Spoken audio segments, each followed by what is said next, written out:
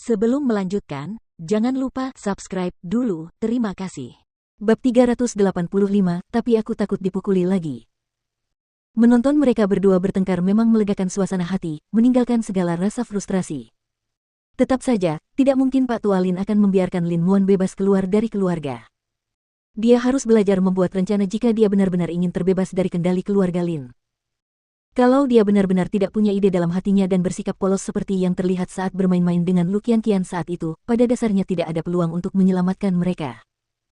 Meskipun Seng Xiao tidak mengatakannya secara langsung, dia dengan tenang memberitahu Mu Qiki saat mereka sampai di rumah, Lin Muan akan segera diseret pulang.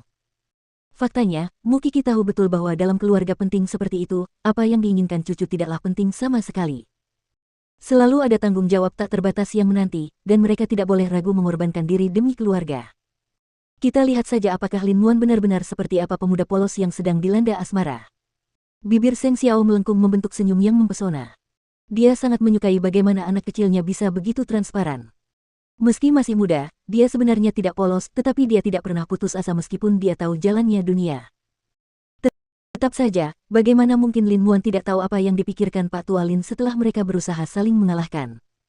Setelah dipukuli oleh anak buah kakeknya hari itu, dia tahu betul bahwa lelaki tua itu tidak akan peduli dengan perasaan begitu dia bersikap kejam. Bagaimanapun, kehilangan Muan terasa seperti kehilangan anjing keluarga bagi Pak Tualin. Pada dasarnya tidak ada perbedaan selain fakta bahwa anjing kurang berguna tetapi lebih patuh. Ketika bertemu Seng Xiao hari ini, Lin Muan memberitahu Lu Qianqian, saya telah meminta administrasi akademi untuk mengizinkan saya berlatih sebagai kadet di kepolisian. Jika tidak ada yang tidak terduga, surat persetujuan akan datang besok. Lu Qianqian menjadi curiga. Bukankah kau bilang kau akan menjadi pengawalku selama sebulan ini? Apa kau takut kejadian sebelumnya akan terulang lagi? Ya, saya tidak takut terluka. Tapi aku takut dipukuli lagi. Lin Muan menyeringai. Gadis bodoh.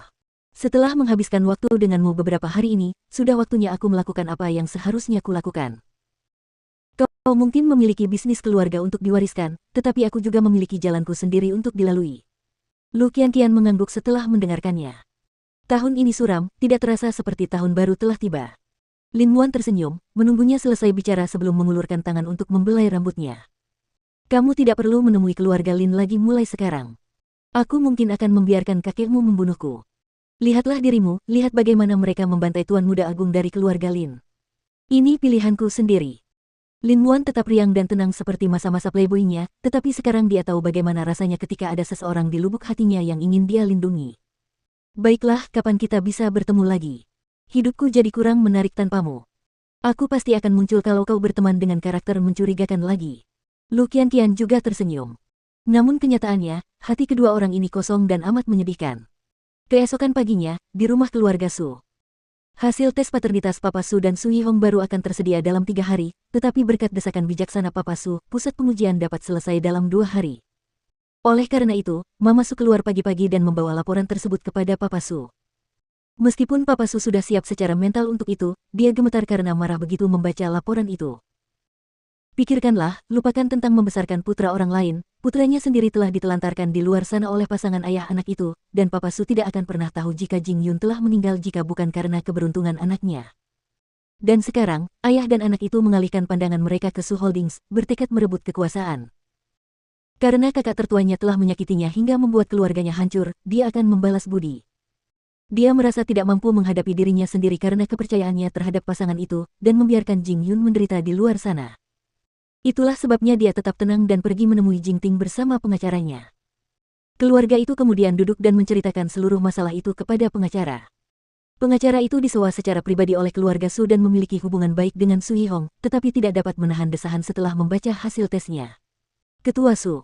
Aku juga melihat Yihong tumbuh dewasa, menakutkan jika dia benar-benar menyembunyikan rahasia seperti itu.